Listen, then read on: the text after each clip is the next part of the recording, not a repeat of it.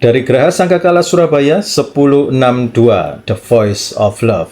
Saya Pastor Bani Firdaus dari Gereja 1 Jam Saja GSJS Tunjungan Plaza Surabaya. Shalom kekasih Tuhan. Tetap semangat, tetap setia mengiring Yesus. Bagaimana kabarnya? Saya berdoa agar kita semua dalam kondisi baik-baik saja dan sehat-sehat saja dalam segala sesuatu. Kekasih Tuhan, Erik Weihenmayer, seorang pendaki buta, berhasil mencapai puncak Gunung Everest pada tahun 2001. Weihenmayer yang lahir pada tahun 1969 mengalami sedikit penyimpangan di matanya ketika dia masih bayi. Kemudian dia didiagnosis menderita penyakit retina yang langka pada saat dia berusia 3 tahun. Weihenmayer kemudian mengenakan kacamata tebal dan belajar membaca huruf Braille, huruf yang untuk orang tunanetra itu. Dia benar-benar buta pada saat dia berusia 13 tahun. Meski kehilangan penglihatannya sejak usia 13 tahun akibat penyakit degeneratif, Weihenmayer memutuskan untuk tidak membiarkan kegelapan menghentikannya.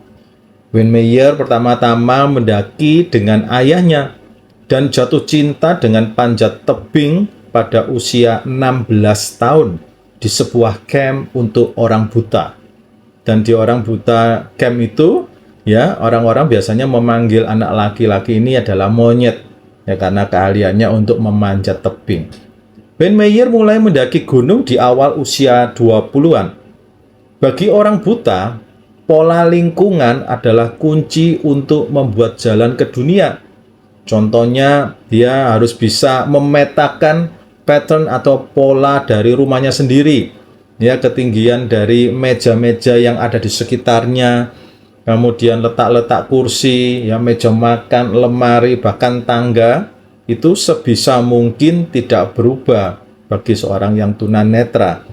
Demikian juga ketika seorang tunanetra yang berjalan keluar rumah, dia akan menghafal tinggi dari trotoar, kemudian persimpangan jalan, dia akan menghafal pola itu di dalam otaknya. Nah, dalam pendakian tidak ada pola. Landscape alami gunung es itu dan gunung-gunung, batu-batu sepenuhnya itu tidak ada pola. Setiap kali bisa berubah, dan ini merupakan tantangan yang berat bagi seorang tunanetra seperti Erik Weihenmayer. Mendaki Everest tidaklah mudah, bahkan untuk orang normal dalam kondisi terbaik, dalam kondisi fisiknya fit, dalam kondisi semua pelengkapannya lengkap. Pendakian ini secara fisik, mental, dan secara emosional itu sangat melelahkan. Dan banyak yang menganggap bahwa pendakian ini itu sebuah kelakuan orang yang bodoh aja, membuang-buang waktu untuk mendaki. Apalagi Weihenmayer ini seorang yang tunanetra, tidak bisa melihat apapun. Walaupun demikian, Weihenmayer bertekad untuk menaklukkan Everest, dengan banyaknya tantangan dan perguncingan. Dan pada saat mereka naik dari base camp, jadi ketika mau naik gunung itu ada base camp, camp terendah di gunung untuk berkemah, Weihenmayer pun sudah tampak kelelahan dan wajahnya sudah mulai terluka-luka karena akibat udara dingin dan terbentur oleh tongkat trekking. Nah, orang yang mendaki itu kan pakai tongkat trekking untuk dia bisa ngecek kalau ada es yang retak atau tanah yang tidak solid. Nah, itu dia bisa cek dengan tongkat trekking. Nah, karena Weihenmayer ini adalah tunanetra, dia seringkali terbentur-bentur wajahnya dengan tongkatnya sendiri. Kan jalan itu tidak ada polanya, jadi mau tidak mau dia bergulat penuh dengan tantangan yang ada di jalan itu. Tapi Weihenmayer dan tim melanjutkan sampai ke camp 2, 3, dan 4 hingga perhentian yang terakhir. Jadi di Everest itu ada step by step-nya untuk perhentian, dari base camp, kemudian camp kedua, ketiga, keempat, dan sampai perhentian terakhir. Di camp yang keempat, di camp keempat, Weihenmayer bersiap untuk menuju puncak. Namun badai datang dan hampir saja menghancurkan harapan mereka. Dengan keberanian dan fokus, Akhirnya Wayne Meyer bersama timnya berhasil melanjutkan pendakian dan mencapai puncak Everest. Wah, ini luar biasa sekali ya perjuangan di mana Wayne Meyer, seorang tunanetra, berhasil mencapai puncak Everest. Kekasih Tuhan, era pasca pandemik, dunia perdagangan ini menjadi lebih kompetitif. Bahkan sebelum pandemik saja itu sudah kompetitif. Seperti Wayne Meyer, kita ini perlu bertahan dalam pendakian untuk menuju puncak di dunia yang kompetitif. Jangan sampai kita malah terjatuh dan hilang dalam dunia ini. Pertanyaannya bagi kita semua adalah, bagaimana caranya bertahan di dunia yang kompetitif? Dan hari ini, kekasih Tuhan, kita akan refleksi, kita akan berkaca dalam kebenaran firman Tuhan tentang bertahan di dunia yang kompetitif. Kita akan belajar dari kitab Yosua, dan ini merupakan urutan rangkaian seri refleksi dari mulai kitab Kejadian, Keluaran, Imamat, Bilangan, Ulangan, dan sekarang adalah Yosua. Apa yang kita dapatkan dari kitab Yosua tentang bertahan di dunia yang kompetitif? Yang pertama, keberanian dan keteguhan hati. Keberanian dan keteguhan hati ini merupakan fondasi untuk menghadapi persaingan yang ada. Kita baca Yosua 1 ayat yang ke-9. Yosua 1 ayat yang ke-9. Tuhan berkata kepada Yosua, "Kuatkan dan teguhkanlah hatimu. Janganlah kecut dan tawar hati, sebab Tuhan Allahmu menyertai engkau kemanapun engkau pergi." Ini adalah seruan dari Tuhan kepada Yosua yang baru saja diangkat menjadi pemimpin bangsa Israel setelah Musa, ya, seorang tokoh besar yang telah membawa bangsa itu keluar dari Mesir. Yosua menghadapi tantangan yang besar sekali dalam kehidupannya. Memimpin bangsa yang sering tidak taat dan membawa mereka memasuki tanah perjanjian yang dijaga oleh bangsa-bangsa kuat. Sebelum Yosua diangkat Tuhan sebagai pemimpin bangsa, dia hanya seorang asisten dari Musa. Jadi dia hanya menjalankan perintahnya Musa, mempersiapkan keperluan-keperluannya Musa. Nah, sekarang setelah Musa meninggal, nah inilah Yosua diangkat Tuhan menjadi seorang pemimpin. Ini bukan lagi memimpin atau melayani satu orang, melayani Musa, tetapi ini melayani bangsa yang besar. Dan Yosua tahu bahwa bangsa ini sering tidak taat. Karena kan Yosua mendampingi Musa, jadi dia tahu bagaimana bangsa ini bengal, bagaimana seringkali mengalami kebaikan Tuhan, tetapi tidak dilanjutkan dengan keberanian dan keteguhan hati selama perjalanan, yang mengakibatkan bahwa orang-orang muda pada masa itu binasa, tidak masuk ke tanah Kanaan, kecuali Yosua dan Kaleb. Di sini Yosua diingatkan bahwa keberanian dan keteguhan hati bukanlah berasal dari situasi atau kemampuan pribadi, melainkan dari keyakinan bahwa Tuhan itu selalu menyertainya. Kisah Yosua ini mengajarkan bahwa keberanian tidak muncul secara alami. Itu adalah pilihan yang harus kita ambil setiap hari. Tuhan tidak meminta Yosua untuk kuat dengan kekuatannya sendiri, tetapi untuk mengandalkan penyertaannya. Sangat sulit dibayangkan, kekasih Tuhan, ketika Yosua ini harus memimpin bangsa yang bengal dengan jumlah yang banyak sekali. Ini nggak mudah, ini sangat sulit. Yosua bisa keder, ya, kalau bahasa kita itu bisa keder, itu bisa galau, bisa kecut hatinya, bisa mengalami ketakutan. Ini bangsa mau dibawa kemana nih, ya? Nanti sedikit-sedikit protes, sedikit-sedikit ngedumbel lah, ya, sedikit-sedikit marah dan sebagainya. Wah, nanti aku seperti apa? Ya, Yosua ini diberi tanggung jawab besar untuk memimpin. Tetapi Tuhan sudah menyediakan kemenangan asalkan ia tetap taat dan beriman. Di keberanian ini tidak hanya menggerakkan Yosua untuk bertindak, tetapi juga menginspirasi orang-orang yang ia pimpin. Sehingga bangsa ini berhasil satu persatu untuk mengalahkan musuh yang ada di tanah perjanjian. Kita baca di ayat yang lain, Yesaya 41 ayat 10. Yesaya 41 ayat yang ke-10. Janganlah takut, sebab aku menyertai engkau. Janganlah bimbang, sebab aku ini Allahmu. Aku akan meneguhkan, bahkan akan menolong engkau. Aku akan memegang engkau dengan tangan kananku yang membawa kemenangan. Ayat ini mengingatkan kembali bahwa keberanian sejati itu lahir dari keyakinan bahwa Tuhan tidak pernah meninggalkan kita, bahkan dalam situasi tersulit. Dalam dunia yang penuh tekanan dan persaingan seperti ini, kekasih Tuhan, kita ini sering merasa seperti Yosua di awal pelayanannya. Tidak cukup kuat untuk mengatasi tantangan, apalagi persaingannya sangat sengit ya. Banyak macam bisnis itu sudah ada pesaingnya sendiri-sendiri. Ya semua mirip-mirip semua, bahkan bukan mirip, menjual barang yang sama. Ya, kasih Tuhan bisa lihat di toko-toko online itu. Wah, itu kan banyak itu barang-barang sama dijual oleh orang-orang yang berbeda. Nah, sekarang kita bagaimana bisa tetap kuat di situasi seperti ini? Yaitu harus mempunyai keteguhan, keberanian, dan keteguhan hati.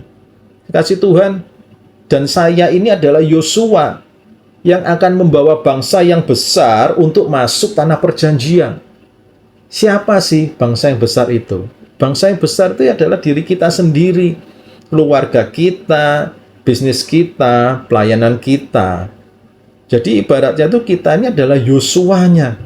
Bagaimana kita bisa membawa diri kita atau keluarga kita, bisnis kita, kalau kita memiliki bisnis, atau karir kita, pelayanan, agar keluar atau agar dapat bertahan dalam dunia yang kompetitif.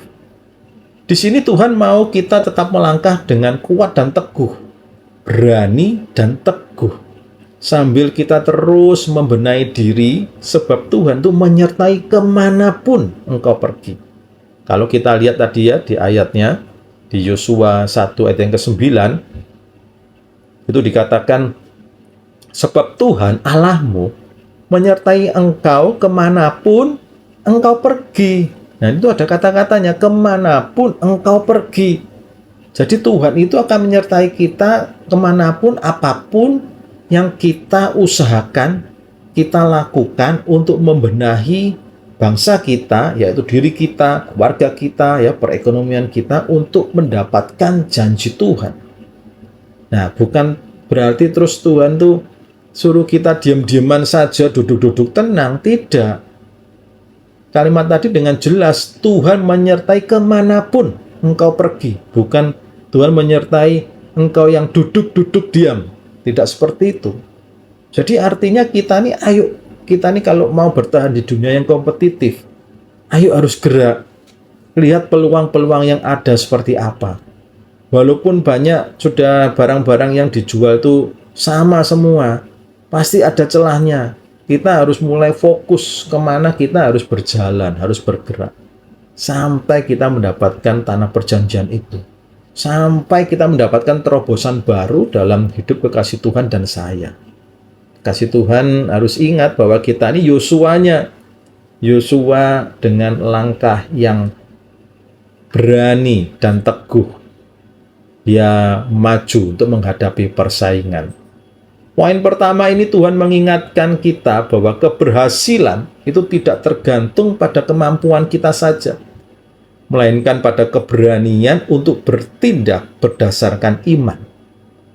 Kalau kita seorang pelajar yang berjuang menghadapi ujian, atau seorang pemula di dunia kerja, atau seorang pengusaha yang mencoba bersaing dengan perusahaan besar, pesan Tuhan tetap sama, kasih Tuhan ya, kuatkan dan teguhkanlah hatimu. Poin yang kedua adalah strategi dan ketaatan. Strategi dan ketaatan ini mengatasi tantangan dengan bijaksana. Dalam kitab Yosua, salah satu momen paling ikonik, ya, momen yang paling terkenal adalah penaklukan Yeriko. Kasih Tuhan nanti bisa baca di Yosua 6 ayat 1 sampai ke 5. Tuhan memberikan strategi kepada Yosua yang terdengar tidak lazim. Bangsa Israel harus mengelilingi tembok Yeriko selama 6 hari berturut-turut tanpa melakukan apapun. Dan pada hari ke-7, mereka diminta untuk mengelilingi tembok sebanyak 7 kali, meniup trompet, dan diakhiri dengan sorak-sorai besar. Kekasih Tuhan, meski secara militer, strategi ini tampaknya tidak masuk akal. Yosua memilih untuk taat sepenuhnya. Nah ini kalau orang-orang militer, waduh ini mau nyerbu tembok kok dikelilingi, ini tidak masuk akal ini ya. Tapi lihat, ada strategi dan ada ketaatan. Dan akibat dari strategi dan ketaatan, maka tembok yang kokoh itu pun runtuh, memberikan kemenangan yang luar biasa kepada Israel. Menang tanpa jatuh korban di bangsa Israel. Tapi kalau tembok Yeriko itu tidak runtuh, belum tentu menang loh melawan orang Yeriko, dan bisa terjadi jatuh korban di pihak Israel. Karena kenapa? Tembok Yeriko itu kan gerbangnya cuma satu itu di depan itu, ya kan? Nah kalau mereka sudah masuknya lewat gerbang, maka tentara-tentara orang-orang Yeriko bisa dengan mudah untuk mengalahkan satu persatu bangsa Israel, tentara-tentaranya yang masuk. Tetapi Tuhan itu kan luar biasa kan? Tuhan itu tidak mau kita ini jatuh korban. Dan caranya bagaimana? Ya temboknya harus dihancurkan. Kalau temboknya dihancurkan, maka kan bangsa Israel dengan mudah nyerbu ke dalam, bisa dari segala arah. Dan itu akan tidak mudah untuk diatasi oleh orang-orang Yeriko. Wah, ini sebuah strategi yang tidak terpikirkan oleh Yosua sebelumnya. Mungkin Yosua hanya berpikir, wah aku harus masuk lewat pintu gerbang, harus menghancurkan pintu gerbang. Dan kekasih Tuhan, kalau baca di Yosua tadi, Yosua 6 ayat 1-5, itu pintu gerbangnya sudah dikunci, ditutup, sehingga tidak ada orang yang dapat keluar maupun masuk ke dalam kota Yeriko. Jadi benar-benar jadi proteksi. Jadi tidak ada celah untuk masuk. Salah satu celahnya untuk masuk adalah melalui Tuhan kita Yesus Kristus. Kalau tembok hancur, masuk lewat segala arah, tidak bisa diantisipasi oleh para pesaing. Nah, kekasih Tuhan, strategi itu penting sekali. Kisah ini menunjukkan bahwa strategi adalah kunci dalam mengatasi tantangan. Tetapi, strategi yang benar adalah yang dirancang sesuai dengan kehendak Tuhan. Strategi Tuhan itu tidak hanya bertujuan untuk mencapai kemenangan, tetapi juga memperlihatkan kuasanya kepada bangsa Israel dan musuh mereka. Jadi tetap pakai strategi ya, kekasih Tuhan ya, bukan asal-asalan. Kita kalau mau mencari peluang di marketplace, itu kita nggak bisa asal-asalan. Wah, asal tunjuk lah, asal scrolling, asal tunjuk, merem dalam nama Yesus, kemudian jadi bisnis. Nggak bisa seperti itu. Kita harus benar-benar tahu bagaimana kita bisa memasarkan barang yang akan kita jual. Yosua adalah contoh pemimpin yang memahami pentingnya strategi dalam setiap aspek kepemimpinannya. Dan sebelum menaklukkan Yeriko, ia mengirimkan mata-mata ke kota itu. Ya, Yosua 2 ayat 1-24. Ya, kekasih Tuhan bisa baca di situ. Yosua 2 ayat 1-24. Kenapa kok Yosua harus mengirim mata-mata? Ya, supaya memahami situasi dan kondisi lawan. Dan tindakan ini menunjukkan bahwa Yosua menggabungkan hikmat manusia dengan kepercayaan pada arahan Tuhan. Selain itu, Yosua tidak bertindak terburu-buru. Ia memastikan bahwa strategi yang ia gunakan selaras dengan perintah Tuhan. Amsal 16 ayat yang ketiga mengatakan demikian, serahkanlah perbuatanmu kepada Tuhan, maka terlaksanalah segala rencanamu. Nah, ini ada kata rencanamu, berarti ada planning, ada strategi. Ayat ini menegaskan bahwa strategi terbaik adalah yang dimulai dengan doa, dipandu oleh hikmat Tuhan, dan dilaksanakan dengan taat. Dalam dunia bisnis, sosial media atau pengembangan diri, strategi adalah fondasi kita untuk berhasil. Namun strategi terbaik bukan hanya tentang teknis atau analisis, melainkan juga tentang mengikuti kehendak Tuhan dalam setiap keputusan. Kita perlu belajar strategi-strategi yang ada di dunia bisnis ya, tentang sosial media, bagaimana kita bisa membuat sosial media ini menjadi mesin uang, dan itu tidak salah karena Tuhan mau kemanapun kita pergi untuk mengembangkan, maka Tuhan akan menyertai. Termasuk kita pengembangan diri ya, self development kita, bagaimana kita bisa belajar memahami algoritmanya dari Instagram, dari TikTok, dari YouTube dan sebagainya. Dan ini semua ada. Saya pun beberapa minggu ini banyak anak-anak muda mulai belajar ya tentang bisnis, tentang sosial media, mulai bertanya-tanya bagaimana sih Pastor saya bisa mengembangkan diri dengan baik, sampai ada kelas-kelas online-nya. Nah, kekasih Tuhan, ayo kita ini dalam dunia yang kompetitif, jangan kita tenang-tenang, santai-santai. Ya betul, kita punya Tuhan Yesus yang luar biasa, tetapi kita harus punya strategi. Sama seperti bangsa Israel menang, itu bukan karena kekuatan militernya, tetapi ada strategi dari Tuhan, di mana Tuhan itu tidak mau kita jatuh jadi korban. Poin yang kedua mengajarkan bahwa strategi adalah bagian penting dalam setiap perjuangan hidup. Tetapi strategi yang sejati adalah yang dilandasi hikmat dan ketaatan kepada Tuhan kita, Yesus Kristus. Poin yang terakhir, poin yang ketiga. Melangkah dengan bersandar pada Tuhan bukan kekuatan sendiri. Kekasih Tuhan, Yosua ini bukan orang yang benar-benar kuat, yang sempurna, tidak. Yosua ini juga mempunyai kelemahan. Yosua bukan orang yang selalu kuat, yang sempurna. Dia ini ada kelemahannya. Meski Yosua dikenal sebagai pemimpin yang berani, taat, dan penuh iman, kisah Yosua ini juga menunjukkan beberapa kelemahan atau momen di mana ia membuat keputusan yang kurang bijaksana. Contohnya, ya yang pertama, kurangnya konsultasi dengan Tuhan. Loh, luar biasa ya, Alkitab kita itu kalau berbicara tentang bisnis pun lengkap. Ya ini Yosua ini nggak mau konsultasi sama Tuhan ini. Lihat ya, Yosua 9 ayat 14-15. Yosua 9, 14-15. Lalu orang-orang Israel mengambil bekal orang-orang itu, tetapi tidak meminta keputusan Tuhan. Yaitu 14-nya ya. 15, maka Yosua mengadakan persahabatan dengan mereka dan mengikat perjanjian dengan mereka, bahwa ia akan membiarkan mereka hidup dan para pemimpin umat itu bersumpah pada mereka. Nah ini adalah salah satu kelemahan Yosua yang terlihat adalah ketika ia membuat perjanjian dengan orang Gibeon. Orang Gibeon ini menipu Yosua dan bangsa Israel dengan berpura-pura berasal dari negeri yang jauh untuk menghindari pemusnahan. Yosua harusnya bisa meminta petunjuk dari Tuhan sebelum membuat perjanjian dengan mereka. Akibatnya mereka terikat pada perjanjian yang harus melindungi orang Gibeon, meskipun mereka sebenarnya adalah penduduk asli tanah yang Tuhan perintahkan untuk ditaklukkan. Pelajaran pentingnya apa di sini? Kekasih Tuhan, ayo selalu berkonsultasi dengan Tuhan dalam setiap keputusan, terutama dalam situasi yang tampak jelas tetapi sebenarnya bisa menipu. Berapa banyak kita dengar kejadian-kejadian tiba-tiba ada pesanan yang beromset besar, ternyata itu song. Ya toh? Tempo hari saya baca di sosial media itu ada pesanan ratusan nasi kotak, ternyata song.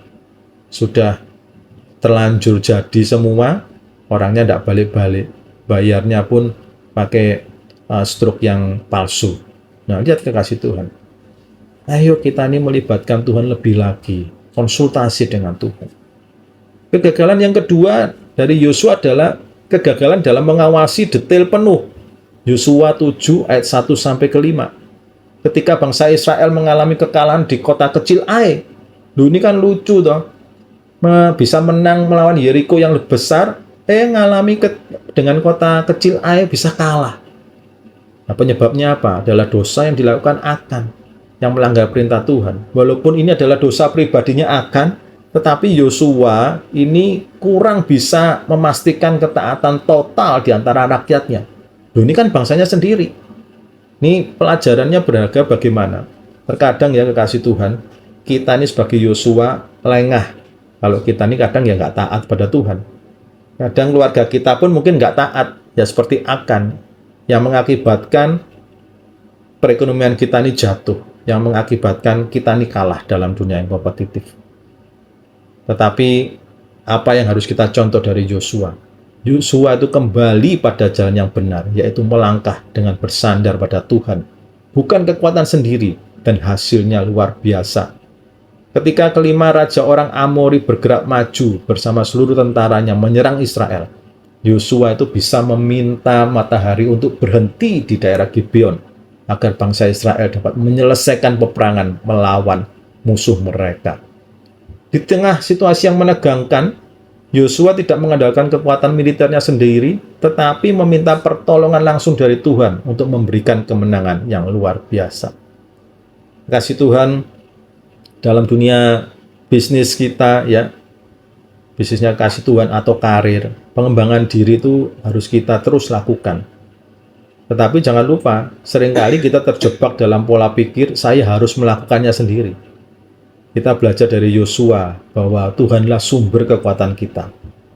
Ketika kita mau melibatkan Tuhan dalam perencanaan, bekerja keras dengan hikmat, Tuhan kan berjanji akan menyertai kemanapun kita pergi. Dan kita harus menyerahkan hasilnya kepadanya, kita akan melihat bagaimana Tuhan memberikan jalan keluar, bahkan di tengah tantangan yang besar. Kisah Yosua ini mengajarkan keberanian sejati datang dari kepercayaan kepada Tuhan, bukan dari kekuatan kita sendiri. Dalam dunia yang penuh ketidakpastian, kekasih Tuhan, kita diundang untuk berhenti sejenak, menyerahkan beban kita kepada Tuhan dan melangkah maju dengan iman. Sama seperti Tuhan menyertai Yosua di Gibeon, Tuhan juga akan menyertai kita di setiap langkah perjalanan hidup kita. Ketika kita mengandalkannya, kita akan melihat bagaimana keajaiban terjadi dalam hidup kita, baik di bidang bisnis, sosial media, ataupun pengembangan diri. Kekasih Tuhan, apa yang kita dapatkan hari ini tentang bertahan di dunia yang kompetitif? Yang pertama, keberanian dan keteguhan hati itu adalah fondasi untuk menghadapi persaingan. Yang kedua, harus ada strategi dan ketaatan untuk mengatasi tantangan dengan bijaksana. Dan yang ketiga, melangkah dengan bersandar pada Tuhan, bukan kekuatan sendiri. Ayo, kekasih Tuhan, upgrade diri. Jangan diam-diam saja. Masih banyak peluang di sana yang dapat kita raih bersama Tuhan kita, Yesus Kristus. Amin.